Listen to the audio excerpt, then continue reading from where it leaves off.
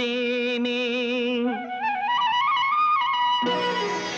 இதோ எந்தன் தெய்வம் முன்னாலே நான் ஒரே ஒரு புன்னகையில் கண்டேனே. பாசமுள்ள பார்வையிலே கடவுள் வாழ்கிறான், அவன் கருணையுள்ள நெஞ்சினிலே கோயில் கொள்கிறான். பாசமுள்ள பார்வையிலே கடவுள் வாழ்கிறான், அவன் கருணையுள்ள